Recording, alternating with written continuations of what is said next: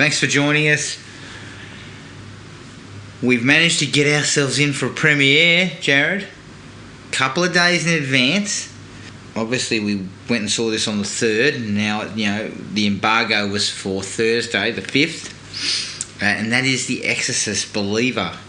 Nice little setup they had down there. A little bit of free grog, some food. Yeah. A couple of little photo ops that were quite good. Would have been better if us pair of idiots hadn't already paid $25 at the snack bar before we realised it was all in there. Yeah, there wasn't a lot of fucking thought put into it. No. I almost took my jug of Coke back and just kind of said, can I tip this back into the machine and get my money back? This is room temperature. But yes, good setup. Good setup. Really enjoyed it. And we received tickets through obviously Universal, looking to flog this to the audiences in Sydney. So we'll cover that. Be a little bit less deep because we obviously were not able to take notes. I mean, you couldn't even fart in there without the fucking security being all up your ass. So yeah, the night vision goggles was an interesting touch. Interesting touch, yeah. I remember that from Spider-Man 2. I remember going into Spider-Man 2 and having to be fucking patted down. Shit. But before we get to that, I think that was just because they know the type of person you are. Who's this scumbag? He's breathed fucking cheap snacks in. This guy's got a pocket full of malt sticks, I can guarantee it. All right, before we get to that, let's run over what we've been watching. Jared? Well, this will be good. Jeez, you're harsh, aren't you? Look, I'll kick off with one that I know you watched as well. I ripped through the entire 7 episodes of Wrestlers on Netflix. The doco. Jesus, Jared. Great stuff. I fucking loved it. Yeah. Like, I believe you said it was done by the same people who did Last Chance U. Yeah. And it has that feel of Last Chance U as well. But there's something kind of interesting about that group.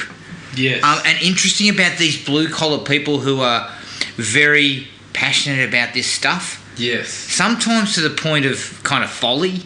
There's one guy in particular who's busted his balls to try and get people to come in, and they're basically telling him, we can't pay you. Like, if you don't get fucking bums on seats, we can't pay you anymore. Yeah. And he loves wrestling, but sometimes I feel like, when you can't keep the lights on, it might be time to look differently at this. Correct. But from the perspective of the passion of the people running it, and probably the quality of the wrestling, I was actually fairly impressed with fucking Mr. Pictorius or whatever his name is. He rolls around. Spectacular. He rolls around on a fucking scooter or something. I mean, I'm not surprised you were sort of ecstatic at the level of storytelling when there was evil priests and people being possessed and stuff like that. It was, but no, they looked like they were taking some classic wrestling stuff and putting on a reasonable show. Well, I thought some of their, the quality of some of the shit that they put together, and they do a live show every week and all that stuff. I mean, the only WWE does that. Yeah. Right? Yeah, there was a lot of heart to it. And I just loved the setup of the little battlers kind of just still plugging away. And as you said, some people kind of pursuing this dream that just seems totally unrealistic. And you could see a couple of them flaming out. Yeah, absolutely. As it went along, you kind of saw that they had their demons and that, and those demons were probably winning. Yeah. Or likely to win. I mean, the guy called Darkseid or whatever. Yeah. I felt like he had some problems going forward. Yeah, and I think that's the thing, right? They showed a lot of that, and they showed it in kind of fairly solid detail, and but yeah, really enjoyable. Al Snow coming out looking like an absolute he looks champion. Fucking great. Yeah. He looks like a really good fella. Yeah. But very enjoyable watch. On the And same kind I of... couldn't stop laughing at the bloke who fucking wanders into his office to tell him he's going to be the heavyweight champ, and then fucking gives him a spray and leaves. And then Al Snow looks at the camera. The cameraman goes, "What's that all about?" And he goes, "Oh, fuck him, I know." That was great. Yeah. And, you know, the montage of Al Snow being pitched ideas by every wrestler on the roster was fucking good. But no, really great show. I really, really enjoyed it. Yeah. And as I said to you, by the time you get to episode 7, you kind of know how it's going to play out. You know what they're going for, but the fucking last 20 minutes play out like fucking Rocky or something. Yeah. It's really cool. Really And cool. I'd love to see a second season. I Yeah, think it'd be absolutely. really interesting to see where they go from here. Yeah. Because they are pouring money into a fucking endless pit at the moment. Yeah. I heard an interview with the owner in the show. His name escapes me at the moment, but and he said it's a similar situation. But since the show's been on, they've had full houses in the little venue, and they put it up on YouTube. So I reckon they might get a bit of money from advertising and shit on that there. So yeah, it'd be interesting. I dig the fact they had to get 500 streams. They got 72. That was a real kick in the balls, wasn't it? 'Cause I was rooting for them to get 500. Yeah, too. They're like, oh yeah, there's 69 in The US. 69 US. in the US, 1 in Australia, 1 in the... And a couple in the UK. 7 in the UK. I was like, fucking But, what? you know, they could probably catch a little bit of heat from this. But let's be honest, that's the business. The fact that they just didn't have the following to get 500 people to stream. Yeah, and that actually played out in an interesting fashion as well. Like, the old wrestlers, this is the product, this is how we do it. But the new guys that have had success in marketing things saying, well, we need to kind of change our ideas a little bit. Yeah. And there's a little bit of kind of, you know, moulding that together, which was, It was interesting. very enjoyable. By the same token, I'm up to episode 5 of Heels, Okay. season 2. Fucking loving it, as always. But obviously, absolutely fucking gutted by the news that it's been canned. It's been shopped. It's been shot. Yes, I know. it's been shopped for a third. So maybe someone will take it. I really hope they do, because I haven't got to the last episode yet. But it's the reviews on the last episode have been pretty fucking strong. Yeah. And for me, if you enjoy the wrestling, they capture, as I said to you, they managed to run these kind of two angles of having the storylines going on outside the ring, but still throwing a bit of that wrestling kind of. They're still throwing the angles that are happening in the ring to you and surprising you a little bit there too. Yeah. Like I really enjoy it. I think it's a really good show. In terms of movies, I got a few under the belt. Okay. Because we're into October, so it's going to be fucking horror time. It's going to be horror time. Before I got to the horror, I watched 65, the Adam Driver. Oh, yes, yeah. How was that? It's pretty ordinary. Yeah. It was pretty ordinary. I was fairly bored throughout. Oh. He's a fantastic Yeah. actor. I really like him, but it was just kind of like not bringing Standard bullshit, anything was it? new to the table. It was really, I don't know, I was pretty disengaged. Speaking of disengaged, Chuck Norris. Early Chuck. Breaker. I mean, I thought that was Smokey in the bed. He got to the Smokey on the bed sort of kick. Well, but no, it's there's not. Sprinkles of Smokey in the band, but then there's these strange... I can't see Chuck fucking hammering it up like Burt Reynolds. No, somehow. there was no humour to it. There was no humour, there was no pathos, there was no anger. No pathos. But look, it's got a little bit of what you expect from Chuck, but kind of spend some time on this drama of... I won't go too deep into it if you haven't seen it, but it's not good. It's not. But this is the thing. This is your first movie. This is your breakout movie, isn't it? Yeah. So this is your breakout movie. You're fucking known for kicking people's heads in. Yeah. So why are we fucking dispensed with this bullshit about this drama? Yeah, I don't know. Like, Chuck. They do end up throwing a few fights in at the end, thankfully. And I think this was Chuck, one of the ones that Chuck's looked back on and said his acting is atrocious. I agree. Chuck, you could look back on everything and said the exact same thing. Yeah. I think you're in the right game, selling roundhouse provisions and things like that. Yeah. So His acting in those fucking infomercials is not good. It's like, So I then, I don't know why, Adam, but I picked up Jackass Forever. I picked up on Finch's Jackass Forever. I don't know why I still find that shit funny, but I know why. It's great to see people get fucking hurt. Well, I don't know. I mean, isn't there a whole thing with Machine Gun Kelly and a big fucking hand? Which I desperately want to see.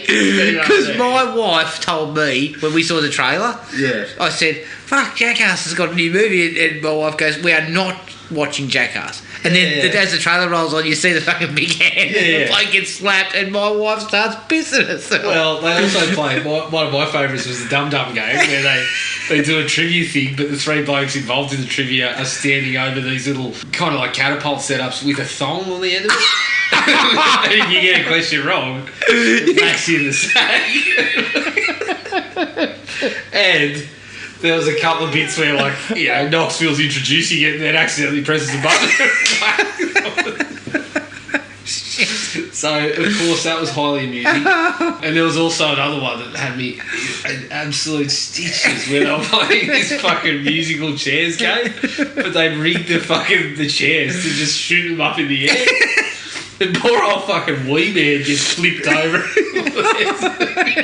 Jesus Christ. But yeah, he's funny. But also, Knoxville just about gets killed in one of them. I honestly, I don't know how he didn't break his Is that a bull? Yeah, he does the bull They thing. just stop fucking around with bulls. Yeah, stop fucking around with bulls. Just get yourself back in the musical chair. Because that shit's hilarious. Because bulls are fucking dangerous. Yeah. like seriously dangerous. Yeah. So don't do that shit. But I don't know, it was funny. Of course, it was very funny. I had a lot of laughs out of that. And it also prompted me, Adam, to dip into The Ringer with Johnny Knoxville. Oh, no. Yes. Oh, that's fucking low brow stuff. You know what, though? I've got to say, the conceit of the whole thing... Is that a fucking Farrelly brothers? Yeah, they were involved. Look, the conceit of the whole thing is somewhat offensive. Somewhat? But Jesus. the one thing I'll say for the Farrelly brothers and people like that is they always seem to have, and not only in this, but they've given people, differently abled people, fucking opportunities in film. And I think this film, like the movie's actually got a bit of fucking heart in the story. Does it? And it's you know, there are elements that probably should have been thought through a little more. But yeah, it's I didn't, when I looked at it, I was like, oh, I think they've done better here than I was expecting. Because they're copping a lot of heat about Shallow Hal. Yeah, at the moment. Yeah, because Shallow Hal was probably not very well done.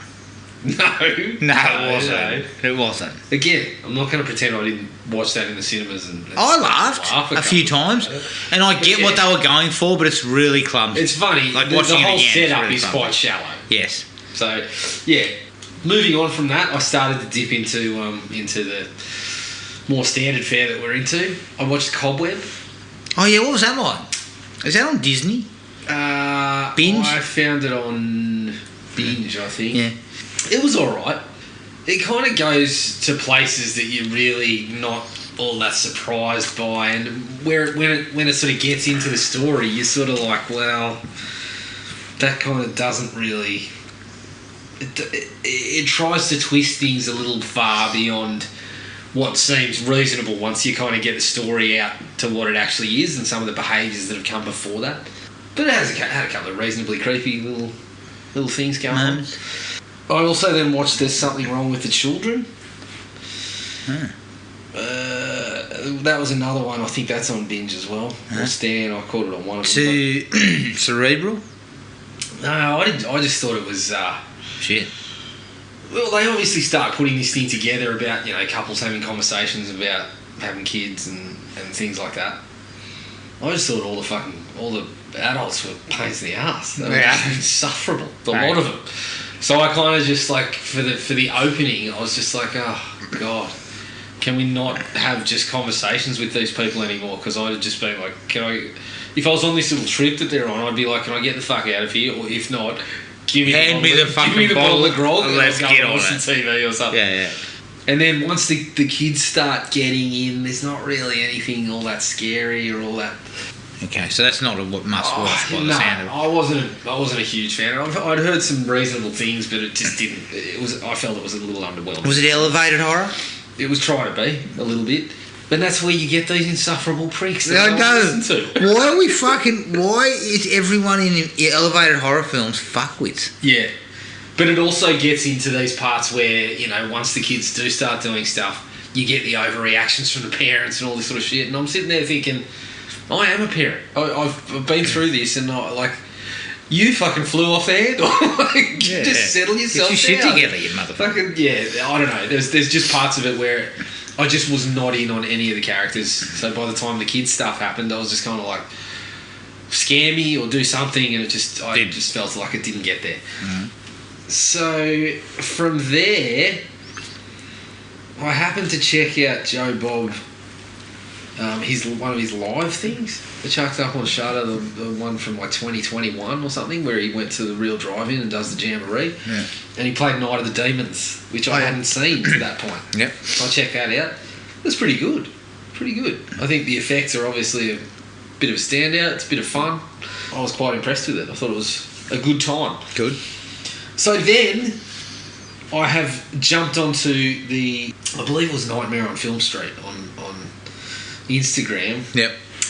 They chucked up their kind of Halloween 31 days of Halloween movie challenge, yeah. I guess you could say.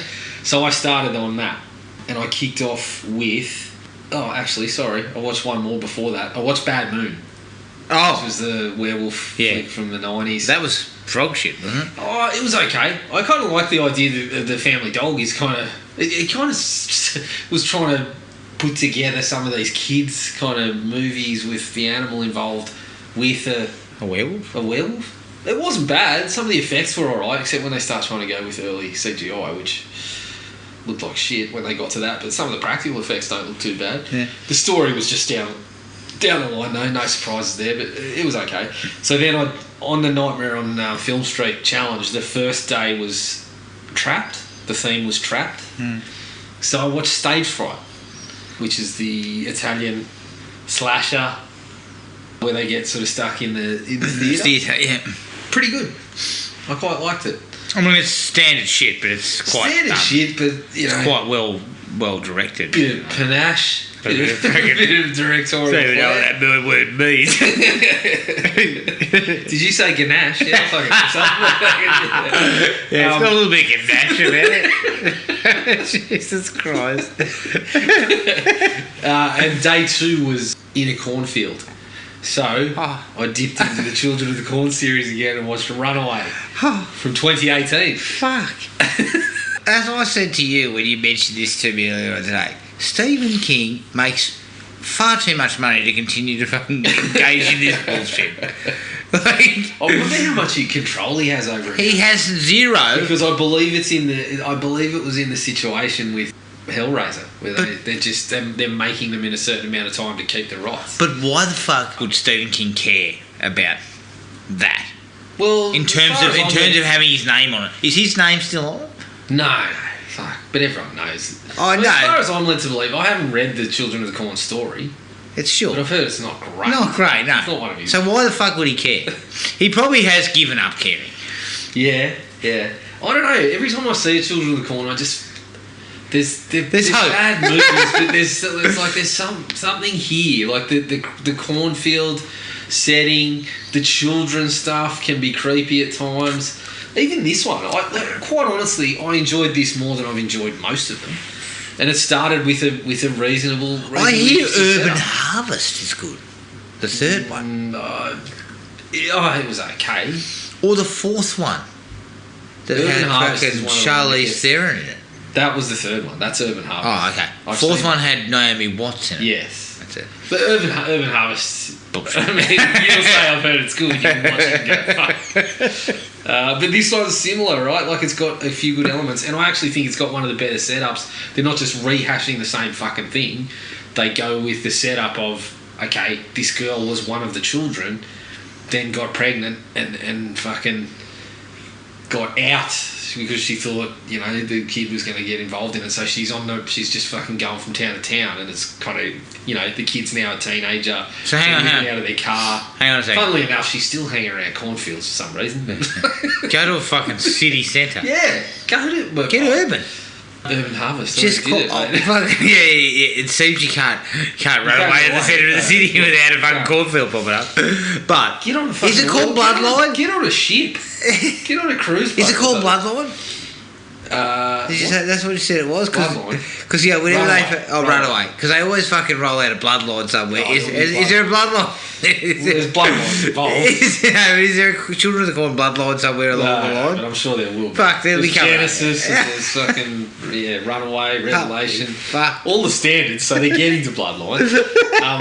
But yeah, it started all right. I was enjoying it. As I said, I enjoyed it more than I've enjoyed some of the Children of the Corn movies, including the last one, remake. Yeah, the last remake was terrible. I heard. Yeah, I thought it was trash. But yeah, it starts out alright, but then they make some really confusing choices with characters, and it starts to get a little predictable. And I'd still like anyone who can fucking explain to me what the fucking Who Walks Behind the Rose is all about. Because I'm seeing. Is it a monster? I got the kind of religious. Well, I'm trying to fucking work it out. I got some of the religious kind of connections to it, but I still can't figure out that. I mean, they fucking show him as a monster in the original. And do they? Fucking remake. I don't even remember what the fuck it looked like. Yeah. It just was like the ground used to fire up, and then there was like fucking fire and shit. That was it. It was kind of one of those janky special effects. And Korn used to fucking fall over and stuff, like because they didn't have any money for anything. Yeah. Just someone get that part straight. How about we stop worrying about what the fuck's out there? Yeah. I mean, you go with one where you don't see him and just go with the kids stuff. Jared, you know what Cool Children of the Corn is? Apart from shit. Yeah, I was going to say, I've got a few descriptions that I might go with. But what it is a good old-fashioned cult situation. Yeah. We don't need some fucking supernatural thing in the corn. Yeah. Yes, they can worship the corn. Yeah. That's perfectly fine. But they're a cult of corn worshippers, and they're not resurrecting some monster in the fucking. Because that's where things go wrong. Yeah. Look, I get the, as I said, his connections with, religion in those kind of areas of America and whatnot, but I need a little bit more. I'm a fucking idiot, Stephen. I need a little bit more of that explained to me. And I feel like this is one of your stories where the ending could have used some work. When you got to the end of it and said, when you're high on cocaine in the mid-80s, you're usually not going to end things well. I think he walked out in the cornfields high one day or something. Whoa, shit. Thought he saw something. What's that? Alright, what else did you watch? That was it. Fuck so I'm up to day 3. What's day 3? Day 3 is Jamie Lee Curtis. Nah, fuck. You said you were going to revisit the Halloween 2018 franchise. So but I'm not going to. I think I'm going to, because there is my. Go low key, Jamie, with something like Road Games. What about Virus? Oh yeah. I was actually going to. Road Games was my pick. It's been a while since I've seen Grant Page attempt to kill himself. I think fucking Jamie Lee thinks Grant's a fucking psychotic. Yeah, she's right. But yeah, that was actually one I was going to. Virus, I believe, is a movie she fucking hates. Yeah, I know. There you go. That's why I want to watch it. Can you find it? We watched it. You made us horror. Did I? Yeah, you said I've heard this pretty good. I have not. I cannot remember 1 second of that. You know what, Adam? You always used to take Fango at their word. That was your big mistake. You come in and say, I've heard this is pretty good. I believe I took Fango at their word with Spawn. When I told you I was getting fucking roasted in the cinema. They wanted their fucking money back. I bet you went into Halloween 6 thinking Fango's told me this is the best one yet. Oh no, because I got to a Fango where they did a review of it and said it sucked. Before you say it. Fucking perfect. Yeah, my mates wanted their money back, and I was working part-time. I have never run out of the cinema so quickly. I fucking bolted. Shit, I've got to go, fellas. Didn't they get you back by telling you they love Shadow of the Vampire? Some shit like that. I ended up in something. I was betrayed. cocksuckers. If my mates were asking for their money back, I'd have told them to fucking jam it up their ass. Well, I did. Not so many words, but I told them that I did not have the prerequisite dollars to respond to. I also wouldn't have told them I only paid $6 because I had a movie Max. No, I said, you all used your movie Max cards. Now shut the fuck up. Okay. I went on a bit of a doco tear, as per usual. Scouts Honour, the Netflix doco about the Boy Scouts of America. Holy shit. 82,000 complaints were made. Right? The whole thing was fucking disgusting. And it shows a real issue with that particular organisation in the US. And just the fucking, people have been, their lives have been destroyed by this shit. And there was never appropriate care put in place for any of it. So, look, it was actually quite a good documentary. Worth a watch. You know what? It's one of the rare Netflix ones that's not fucking 5 episodes long. Yeah, that's fine. Or was it? Yeah, it was only a 90-minuter, I think, the Boy Scouts one. So that was pretty good. I watched another one called Betrayal, The Perfect Husband. This lady married a bloke who was the greatest fucking bloke ever. Turned out he was fucking three-quarters of the women who came near him, including a student. He got done for rape. Fucking scumbag. But the bit that I think was kind of left out of it that I was actually interested in was, how did he get away with it? Like, how did he...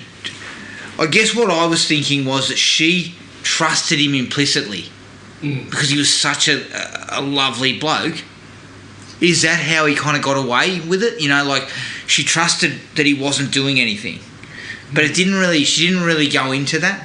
I just thought that would have been an interesting angle, because I tell you what, you need to spend a lot of time doing that shit. I mean, fuck, Jared, I can't keep one woman happy. Imagine having fucking 5 or 6 on the hook. Holy shit. That's 5 or 6 very unhappy women. And not satisfied at all. Nobody's satisfied. Nobody's happy. Okay. Just spreading the unhappiness around. I watched another one on Netflix called Who Killed Jill Dando, who was a newsreader in the UK who was shot outside her home, and the case is still unsolved, and it was crap. Right. Well... What was wrong with that one? It was 3 episodes when it should have been... I mean, basically, the information could have been put together in about an hour. It was 3 episodes, so it was way too long. They were tossing up all sorts of theories that I just didn't feel had any fucking bearing on anything.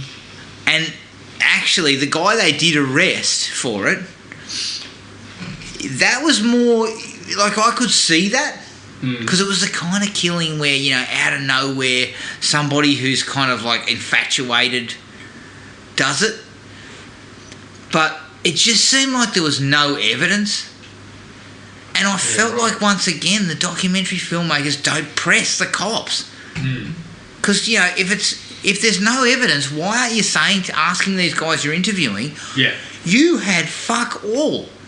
Like, you had nothing. Yep. So why did you think the case was solid? So I felt like it didn't kind of dig into it hard enough.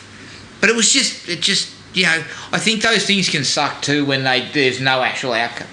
Yeah, definitely. You know?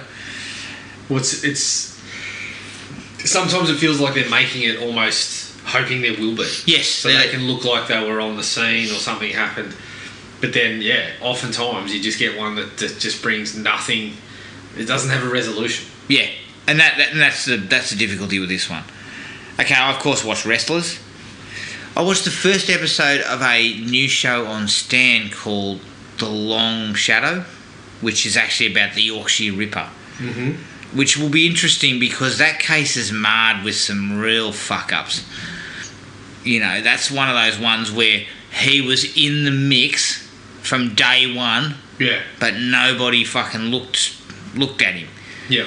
And also, that one is also tarred with the fact that some fucking asshole sent the police a tape and it was a hoax, and it fucked people died because this fuckwit, that cunt should have been locked up for life too, for doing that. Yeah. Because people died because of that. Mm-hmm. But it's an interesting one because it actually is focusing more on the victims as opposed to the Ripper himself. You don't even see him. Yeah. It was quite good. Quite good first episode. I watched Cocaine Bear. Yeah. Stupid as, but I got some fun out of it. Yeah, it was okay. I wasn't a huge fan, but no. But it was exactly what that was played for laughs the whole way, and yeah. But I think you hit the nail on the head. There are periods where nothing's happening at all. And as I said to you, I don't feel like that's an excuse. You got what you're expecting. It was a bit stupid. It was a bit gory. But we've seen movies like that have good stories and characters too. Yeah. The characters are thin as. I don't feel like that's an excuse when people say, "Oh yeah, but you knew it was going to be stupid and whatever." I'm like, yeah. But there are movies that successfully do that with a cracking story. Correct. Agreed. So, I watched the first 3 episodes of an Australian show on Stan called Court, which the trailer kind of had a Tropic Thunder kind of vibe to it. Yeah. Look, it was alright. I got a couple of laughs. And I always like it when you get actors who aren't known for that kind of shit, who engage in some buffoonery at their own expense, which is always good. Yes. But I wouldn't call it great. No. Great. But it's 6 episodes, half hour apiece. Yeah. I mean, I think I knock it over pretty easily in that respect. I'm 3 deep, so I may as well see it through. Yeah. I watched 21 Jump Street and 22 Jump Street. Gold. Yeah, piss funny. Both of them. And then I finished off with Hellfest. A slasher from the late having to talk about here 2000s. Yeah, 2018 slasher. Acting's shit house, but the film works kind of because of where it's set. And the killer stalking the background and all that sort of shit within that is quite good. A number of times he appears within the rides and stuff, and that works really well. And I feel like I recall, without spoiling anything, but I remember the ending kind of disturbing me more than it should. Yeah. Because it's got a well, the ending's really different. Sort of, yeah. And I appreciated where they kind of went with it. Yeah. But that was it. All right. Let's take a break. Here's the trailer to 2023's Exorcist Believer. Wherever those girls went, they brought something back with them. Something's going on with my daughter. It's happening to my daughter, too. Is that Catherine's heartbeat? They're beating in sync. One girl lives, one girl dies. You get to choose. Rated R. Only in theaters October 6th. The Exorcist Believer from 2023. Directed by David Gordon Green, who directed Halloween 2018. It's written by Peter Sattler, David Gordon Green, Scott Teems. The screen story is by Danny McBride and David Gordon Green, and it's based on characters created by William Peter Blatty. It stars Ellen Burstyn as Chris McNeil, Leslie Odom Jr. as Victor Fielding, Olivia O'Neill as Catherine, and Lydia Jewett as Angela. The budget, I don't really have that information. I don't know if that's actually here. And of course, it has yet to be released in America as of yet. So, unsure of the box office, although I believe it'll get a 1 week run before Taylor Swift's concert film comes along and fucks it all up for everyone. All right. You know, she didn't get a distributor for that. It's all her. Is it? Yeah. She's going to make so much fucking money. Fucking hell. Like she needs more. They reckon it's going to open to like 100 million or some shit like that. Jesus Christ. Yeah. What were your thoughts on this? Because you were a bit lukewarm on this. Yeah. Initially.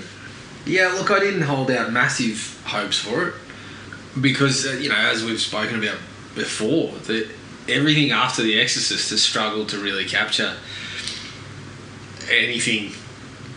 I don't know, anything resembling quality. Well, yeah. That's pretty fair. I think I quite enjoy The Exorcist 3, but I was surprised. I think they did take their time a little bit, slow burn. I didn't mind some of the themes they started to go with, and we'll kind of chat about that as well. The performances were mostly pretty strong. Yeah. But there are parts where I feel like we kind of spent a lot of time on things and still didn't necessarily get much popping through those stretches. Call me cynical or whatever you want, but the whole bringing back of Ellen Burstyn was bullshit, and that leads to another thing that we won't necessarily spoil yet, but we may down the track, which is pretty predictable. But overall, I thought, Gordon Green again, the guy's a strong director. I think he puts stuff on screen that's enjoyable to watch and pretty solid to watch. But there's a lot of things that a lot of sort of threads that felt like they just were left hanging. So I went with a 3. Okay. I predicted 2.5. So it's above what it's a pass mark for Kenny Powers. Which is very surprising, because you have kicked Kenny Powers hard on this podcast. I agree. I think a 3, much better than I expected it to be. I think The Exorcist is a very hard one to do what they've done here, which is kind of reconnect it to the original, like they did with Halloween. It's harder to do that, but it's also harder to make an Exorcist film feel fresh from the first one. Yeah. Right? And we talked about this, that the original is just such a... everything came together at the one time. It's made in a certain period of time where religion and stuff was, and the devil and all this sort of stuff were seeping into the consciousness, and it creeped people out. Yeah. Still does. But it also had a strong story about the faith and correct, all that sort of stuff. This doesn't quite have that. Yeah. And it's unfair to compare it to the first one. Of course. But when you're tying it back to the first one, it's a comparison that you're going to end up getting. Correct. Right? Especially when they've dropped Believer from the title and we're calling it The Exorcist again. Yeah. That's not a real good idea. Yeah, I'm not sure about that. So, I think the acting's pretty solid all round. I think they do slow burn and they do it pretty well. And there are a couple of moments where they kind of get a jump scare in and they, which works pretty well. But where it falls apart is that there are threads that don't go anywhere. There are, things that don't really make a lot of sense once we get to them. But counterbalancing that, I actually think they nail a couple of things at the end. Yeah. A couple of ideas come back in which I actually liked. Yep. So I was pretty happy with what they did, but I would find it hard to see another movie in this somehow. Yeah. I don't feel like it's going to do massive box office either, but of course, it's Blumhouse, so it'll make a profit. Oh, it's made for fucking nothing. So, positives. First cab off the rank, Leslie Odom Jr. Yeah. I don't know a lot about him in terms of his catalogue of films. Yep. But I thought he was really good. I actually think he's a good, really good, solid backbone to it. You needed that. You needed a believable sort of star, and I think it does work really well. And initially too, he's not all that likeable. Yeah, which was kind of cool because it plays into where they're going down the track. But he's doing things, just little things, like you see the connection with him and his daughter, and you like what's playing out there. But these little things where he's fucking ignoring other people and doing stuff like parking in the bit at school and people are beefing at him like you can't park there, and he's just like, yeah, just give me a minute and all that sort of stuff. And they have him do these little things where you're like, I hate people that do that. Yeah, exactly. Just in their own little bubble. But that's where they're going with it. They build with that, which which is one of the themes that I felt kind of worked. Yeah, agreed. He was in Knives Out, Yes. Glass Onion. I was surprised to see Jennifer Nettles there. She's a country singer, isn't she? The mother of... Is she? The mother of Catherine. Yeah. She is a country singer. Sugarland, I believe. Sugarland. Yeah. My old man's a big fan. I bet he not so much. Has she done a lot of acting? Yeah, look, she's done She's some. done a few things. No, she was solid. Yeah, she was alright. Nothing. The kids, I thought both the kids were pretty good. Yep. I thought that stuff worked out nicely. And I was a little concerned when I saw the trailer about how the voices sounded and stuff. They sounded a bit off. But that stuff Turned out alright. pretty good too. Agreed. So I was pretty happy with the cast in general. Yeah. Directorially, I think it's nicely handled. Yep. Doesn't go too over the top. He keeps a rein on some of the things that I kind of wisely goes away from trying to ape what happens in the first film. Yeah. With certain things. It's a bit uneven at times. Yeah. In terms of the story and whatnot. But I think from his side of things, he's keeping it interesting on the screen. And he's doing things where, some of it felt a little cheap. There was a couple of times where the scares felt a little cheap, but there was a lot of times where it's just quick cuts and fucking standard noise from the environment that's louder suddenly. Unsettling and a little uneasy. Yeah. So he I think that's his strength of both this and Halloween. I feel like he directs well. And plot-wise, honestly, the whole thing about the girls disappearing and then coming back and not realising they've been away for 3 days and then they start kind of unravelling, it makes for... It's a solid enough plot for an Exorcist film. Yeah, it's okay. I did have a little bit of an issue. I felt some of those threads, again, were just kind of left. And some of them I'm okay with you leaving, but other ones I just felt like we needed a little more info. They're trying to focus on those relationships, which they do pretty well. Yeah, agreed. When the girls start to shift to what they are becoming and their possession situation, once it starts to ramp up a little bit, I felt like we were getting somewhere there, and we were building a little bit of pace and tension to it. Yeah, I've got some issues kind of with the exorcism. Yeah, same. But I felt like as the girls begin to unravel, one pisses the bed and then, then they're, they start, carrying on with all sorts of strange fucking shit. And that goes on for a period. But it's it's not entertaining, but it's interesting. Well, they begin to grip you a little bit. Creepy parts. Yeah. Couple of jump scares. As I said, there was a few of them there that there was one or two that I felt were a little cheap, but there was a couple that were pretty fucking good. There was one where, they're sitting in the room and you see something behind Leslie Odom, which has been used before, but it looked cool. It was really out of focus, resembled Regan a little bit. Yep. So that stuff was pretty cool. They also had one in the hospital that fucking had me pooping yourself. Is that where she bangs on the window? Shit. Yeah. I haven't jumped in the cinema like that for a little bit. Maybe I need to pay a little more attention. But yeah, that was, I was pretty happy with that. Yeah, agreed. Now I'm going to spoil. I think we're going to go into some spoilers here. Okay. So understand if you haven't seen it. There's your warning. We're going to spoil. I think the twisting back on the fact that he made a choice at the time of his wife's injuries, which come at the start, and her being pregnant, and he makes a choice, and he makes the choice that saved my wife. Yeah. That ties back in nicely. I felt it tied in really well, actually, with what they were going for, which was the girl and the devil going with the whole, you didn't want me, and all that sort of stuff. I actually think that stuff actually worked really well. Yeah. There's a few issues that I have around it which we'll kind of talk about, but on the surface of that, it does work reasonably well. And then I like the idea that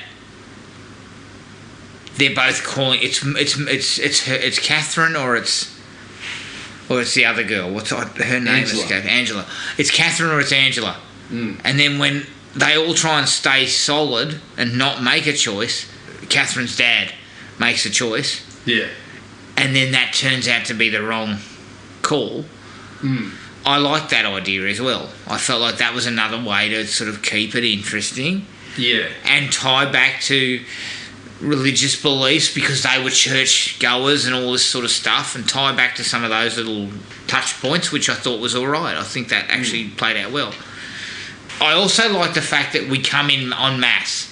We're going to come, we get a group together. Well, that was actually one of the things that I actually really did like. I thought for starters, I was a big fan of the initial, like the neighbour being brought into it, and the way she kind of uses the name that she never told anyone. Yeah, I like that. And then she talks to Leslie Odom's character. I keep forgetting his name, but Victor. She talks to Victor, and he drops shit that basically says, I did have faith. I did, and it did nothing for me, basically. So I like that they run with this angle of it's the faith isn't about what you're believing in, the faith is the people. So it's being surrounded by people and not cutting yourself off, which is what he had done, which I thought was played out pretty well. As I said to you, they make him a bit of a prick early on a couple of times. Yeah. Like he's almost oblivious. Well, he's not oblivious. He knows he's been a bit of an ass, but he doesn't care about anyone else. Yeah. And they show that through the little things, like parking in the fucking car spot and things like that. Yeah. It's just him and her. And he's cut everyone else off. So And the obviously whole thing due to the about death of bringing his the wife and faith- everything. Yeah, of course. But, you know, they're talking about you need people to get through this sort of shit. Yep. And so I like that Gordon Green and co take the focus off. Well, sometimes it's not even just the faith. It's just going to church and being around a group of people that want to help you. And so I love that they fucking went in with the approach of, well, he's a priest, but then they've also got I believe she was a Haitian. No, But, she was from a different belief system. Well, you know, one of the guys that's involved in the church basically says, you know, you've got to look beyond Outside your your own belief system, yeah. sometimes. I like that, yes. And so they kind of tie those together. That for you, it's not about the belief; it's about the people. But I'm here as a believer who wants to help you, and that's where the fucking power lies and stuff like that. I didn't mind that. Again, a few issues around some of it, but that part worked for me. I did like the priest having his head twisted around. Of course you did. I know. It was quite out of the blue a little bit. Because Yeah. I actually didn't expect that they would go down the route of having people killed. Do you know what I mean? Yeah. Because they hadn't really engaged in anything like that other than Chris getting stabbed. I actually thought No. Leslie Odom was going to say, "I choose me," and fucking do the Father Karras kind of, you know, take it with him and that sort of shit. Yeah. Not Father Karras, the younger one. Or was it Karras? I can't even remember my names at the moment. But Yeah. I thought it was going to be like, I thought that's where we were almost going to get a callback. Yeah. Well, I think that was a wise move not to go there. Well, I think it was. Because I think it would have too many comparisons to the Well, I original. can't say I was thrilled with how it ended though. No, I So wasn't, I was but like- I felt like if you go down that route, you immediately get people going. Yeah, I'm not Fuck. saying that's the place to go. I just thought that's where it was headed.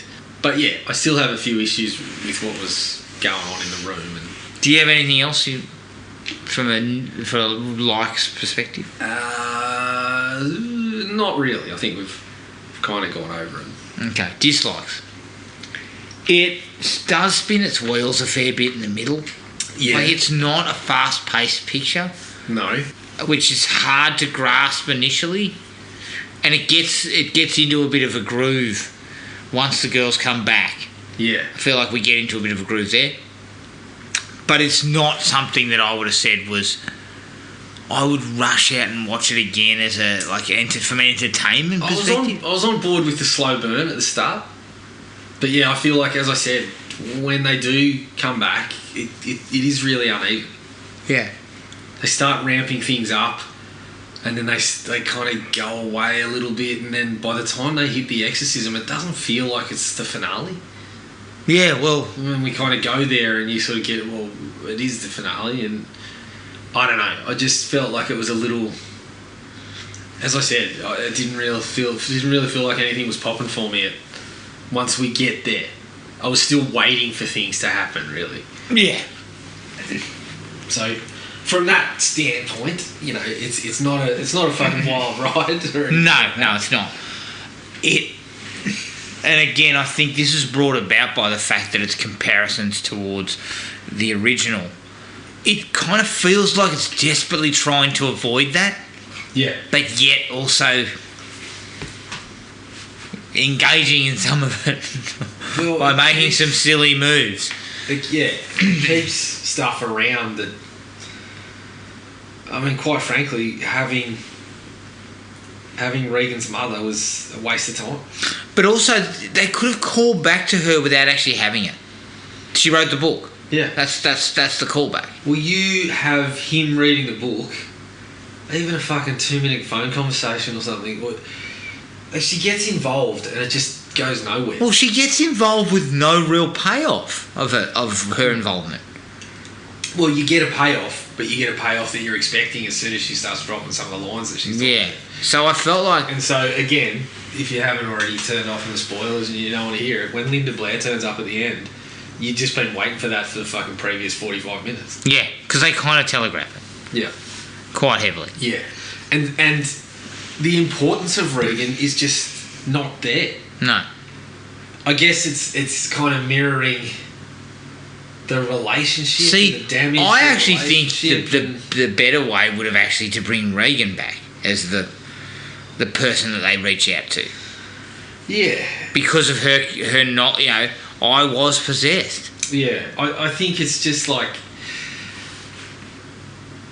you know, as you said, we're talking about relationships with parents and children and stuff like that. So but it just feels like having Regan there and that's a parent-child that's gone through it. Yeah, there was links that just didn't feel like they were connected between the two. And ultimately, the involvement of Ellen Burstyn and that is limited. It's only a handful of scenes. Yeah, and I think I would have preferred it if they weren't there. Yeah. Read the book.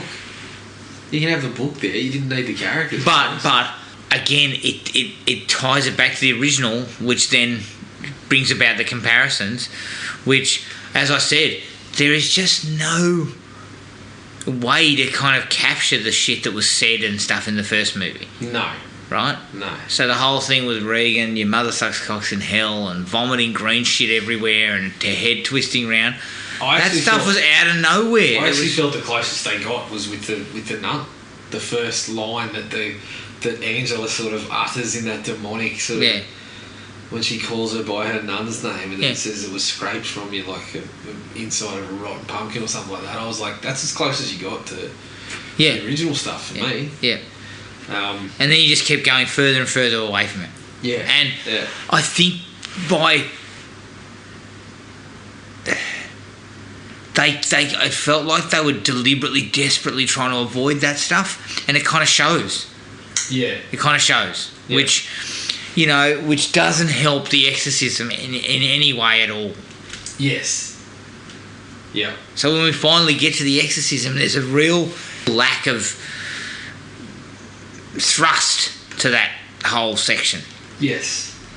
And apart from a couple of good ideas that they weave back in that we've already mentioned, I feel like it's a real missed opportunity. Yep. But also, Jared, I mean, kind of, what more can you do with this stuff? Do you know what I mean? Like, it kind of feels like The Exorcist, the original, was all that needed to be said about exorcism. Well, I don't know. I just find it's hard to say. I haven't watched a hell of a lot of exorcism pictures because I'd love to watch Beyond the Door, an Italian rip-off of The Exorcist. It just always feels like they're trying to, as you said, you're trying to go away from The Exorcist in every way you can, but every time you look at it, you're just getting flashes of The Exorcist. Yeah. You're getting flashes of the girl that Catherine looks a lot like Regan. Yeah. And, you know, there's parts where I'm sure there was flashes of her in clothing that was exactly what Regan was wearing, and you're supposed to think that that's what's going on, aren't you? Yeah. Because she's talking to Ellen Burstyn's character, and so I don't know. Every time you watch one of these things, it's inevitable that you compare it back. Yeah. And there's none of that kind of maverick type of filmmaking that was going on back then. Okay? So David Gordon Green's not firing a shotgun next to shotguns fucking on the set. blokes' heads and then saying, "Don't worry, we've got Jack Nicholson in the fucking back, back pocket just in case something happens to you," or slapping priests. Like we don't have any of that shit, right? No. And there's a raw, visceral probably power. And there's a raw, visceral power to the first one that's not here. Yeah, fair call. It's unfair to say that. Yeah. But it's very by the numbers in terms of it doesn't have a lot of peaks and troughs. It just kind of has this it runs pretty straight. Yeah. Which is disappointing. Yeah. Yep. And there's none of those real key moments. Like we walked out of this movie just over an hour and a half ago. Yeah. There's not a lot of stuff that I remember the film, but I don't remember key. Like nothing jumps out at me that I remember. Yeah, greatly. and that's kind of what I felt like. As I said, it didn't feel like we were going into a finale when they went into the exorcism, and I had a few issues around there. Like it feels like the culmination of these kind of loose threads. Yeah. Like they start going. Well, here's one of the problems I have. For example, you're getting all the faces again. They're doing all the subliminal kind of fucking quick shots of faces, but it seems to be a bunch of different ones, right? But in The Exorcist, we get a firm understanding of what that face is, of what the demon is. Which they unearth at the start. Correct. And in this one, I still don't really know. Was it fucking Pazuzu again? I don't know. And they kind of start with that ceremony in Haiti, which is why I assumed the woman that was helping was Haitian. Yeah, but what? I could be wrong there, but I there was never any understanding of okay, well, what actually kind of happened. So The Exorcist does all those things about faith and whatnot, but we firmly understand this is what's inside, and this is. I still don't really know what was on in this one, and we kept getting those flashes, but we never got to a kind of solid grounding of this is what it is. And then when we go into the exorcism, I feel like that's still playing. Like I didn't have a grasp of where we were going. I got the family themes, and I got the understanding of him, embracing the fucking help and that sort of thing, and his daughter speaking some truths about what he did ask to save the wife, but everything he'd done since then seemed to demonstrate that he did really love his daughter and all this sort of stuff. It's just... So that's what was a bit uneven for me. But then we also get, again, going into spoilers, when she has to make the choice and Catherine dies. I felt like we didn't even really know her and her family's relationships. I didn't hold the same. Yeah, because we never really saw any of that, did we? Yeah, it was really. She had disappeared by the time we meet the parents. It was it was really, you got a sadness because it's like really unfair. It's a young person dying in the movie, but you didn't have a strong sense of her family's bond and why her dad expressing his love was the fucking. The deceiver. Oh, he deceived me. I expressed love for you and he fucking killed you. Like Leslie Odom there seemed to be an element of you paying for your sins. Yeah, because of the choices he made back then and all that. We didn't get a sense of that on the other side. So when she dies, it's kind of like, oh, it's really sad. It's unfair, but I don't really get why I should be. The impact wasn't as strong. No. And then we get this little sequence of her seemingly in hell. Yeah. Or going to hell. And with, again, faces, a number of different faces. But again, why? Why? This is what I was left lacking. What I felt was, there was threads. There was all these little threads. And the 3 days. Oh yeah, the 3 days. Jesus came back after 3 days. In that time, he went to hell. Okay, so is that what we're just saying? They went to hell, but we're not fucking going any further than that. That just gets left staying there until we see that, she's seemingly dead, still looking like she's possessed, Yeah. and then she kind of goes to hell.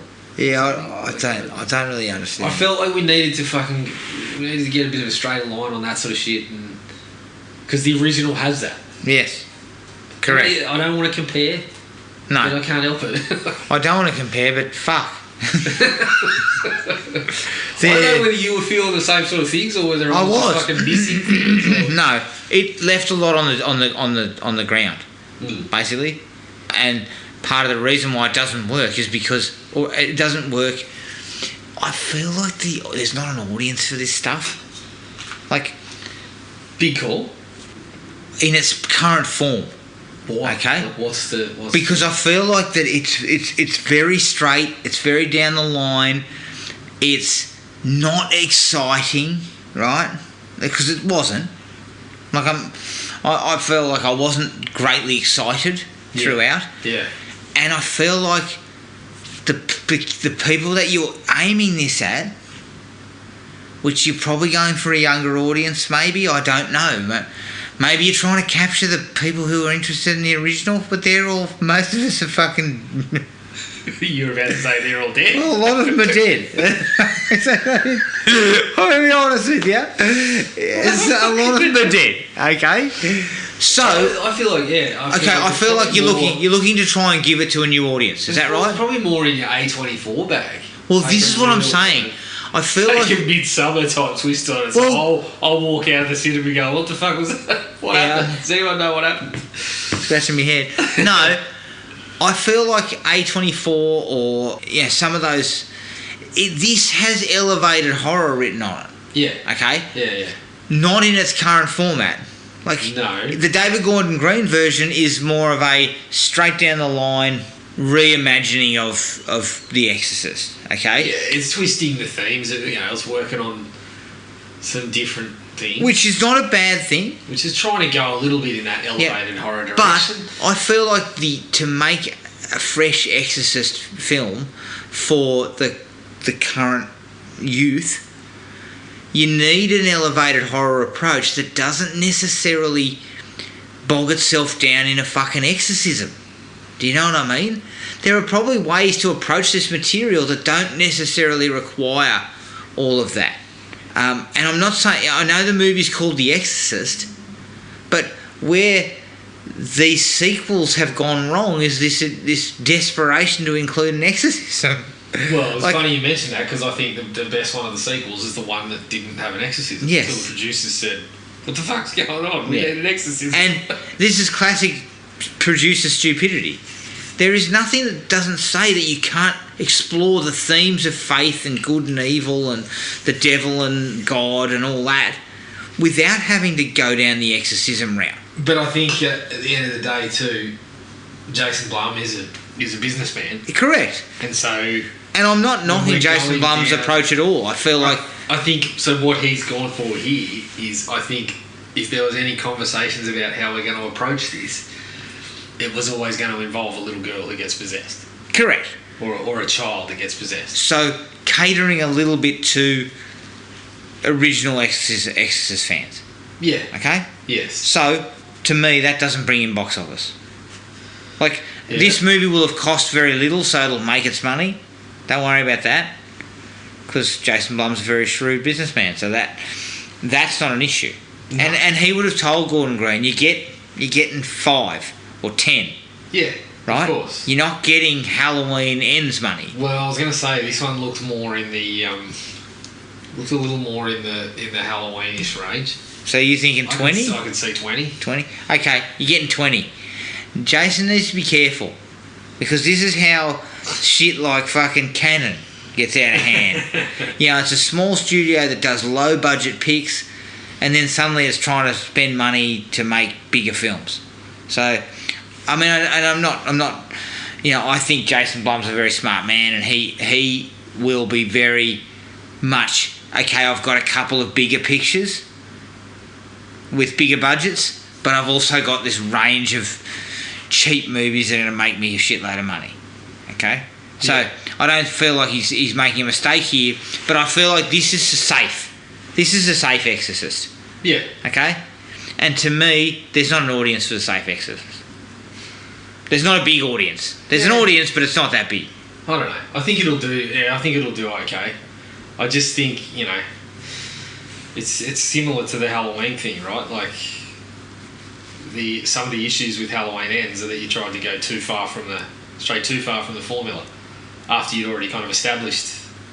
You'd gone into a couple of them saying, yeah, we're going to stick with what we know. But look at 2018. 2018 was the Safe Halloween. Yeah. But safe, but also entertaining and exciting, and actually added sort of stamps. But also added that little bit about Laurie being a fucking loon. Yeah. That years and years of regret and all that shit had turned her into a fucking hermit. And at least that was a slightly different angle. But Halloween 2018 was actually exciting and entertaining. I felt like this wasn't. It wasn't exciting. No. It was entertaining to a point, but not... Like, I don't walk out of there going, I really want to watch that again. Yeah, but I guess that's a little different because we're more... Yeah, we love Halloween and yes. Exorcist.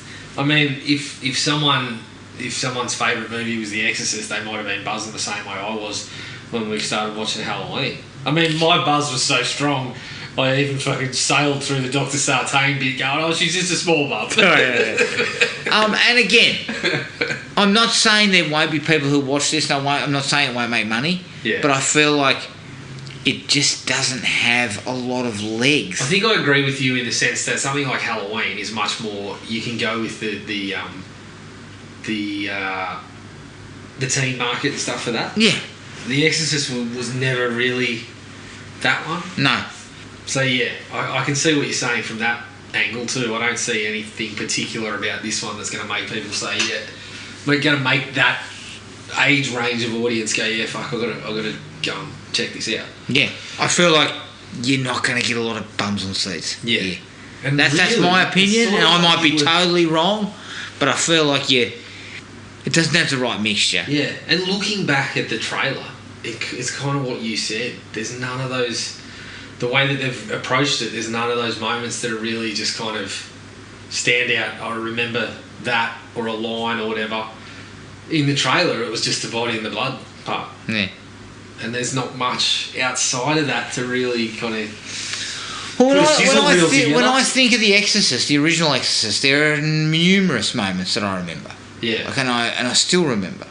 And there are just none of them here.